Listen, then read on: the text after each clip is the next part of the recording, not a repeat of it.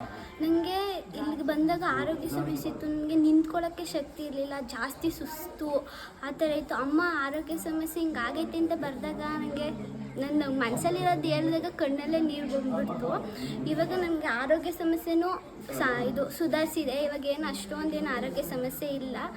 ನಂಗೆ ಒಳ್ಳೇದೇ ಮಾಡೈತೆ ಅಮ್ಮ.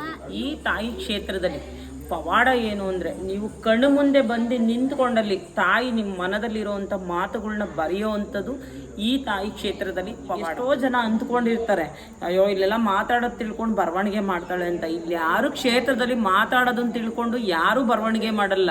ಯಾರು ಅವ್ರ ಮನೆ ಕಷ್ಟಗಳನ್ನ ನಾವು ಫಸ್ಟೇ ಕೇಳ್ಕೊಂಡಿರಲ್ಲ, ಇಲ್ಲ ಅವ್ರ ಮನೆಗಳಿಗೆ ಹೋಗಿ ನೋಡ್ಕೊಂಬಂದಿರಲ್ಲ, ಇಲ್ಲ ನಾವು ದೇವರಾಗಕ್ಕೆ ಸಾಧ್ಯವಿಲ್ಲ. ನಾವು ನಿಮ್ಮಂಗೆ ನರ್ಮನುಷ್ಯರು.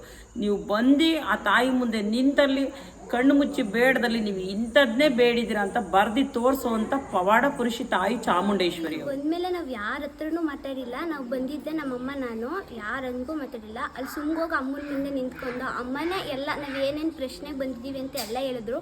ನಾವು 3 ಪ್ರಶ್ನೆಗೆ ಬಂದಿದ್ದು. ಅಮ್ಮ ನಾವು 3 ಪ್ರಶ್ನೆನೂ ಇದಕ್ಕೆ ಬಂದಿದ್ದೀರಾ ಅಂತ ಹೇಳಿ ತುಂಬ ಖುಷಿ. ಎಷ್ಟೊಂದು ಆಸ್ಪತ್ರೆಗೆ ತೋರಿಸ್ತು, ಎಷ್ಟೊಂದು ದುಡ್ಡು ಖರ್ಚು ಮಾಡೋದು, ಆದರೆ ಏನೂ ಹುಷಾರಾಗಿರಲಿಲ್ಲ. ಇಲ್ಲಿಗೆ ಬಂದಮೇಲೆ ನನಗೆ ಸಮಾಧಾನ, ಒಂಥರ ಖುಷಿ ಮನಸ್ಸಲ್ಲಿ, ಒಳ್ಳೇದೇ ಮಾಡಿ. ಸೋಮವಾರ ಒಂದು ದಿವಸ ಬಿಟ್ಟು ಪ್ರತಿದಿನ ಬೆಳಗ್ಗೆ 10:30 ಸಂಜೆ 4 ಗಂಟೆವರೆಗೂ ತಾಯಿ ಬರವಣಿಗೆ ಇರುತ್ತೆ.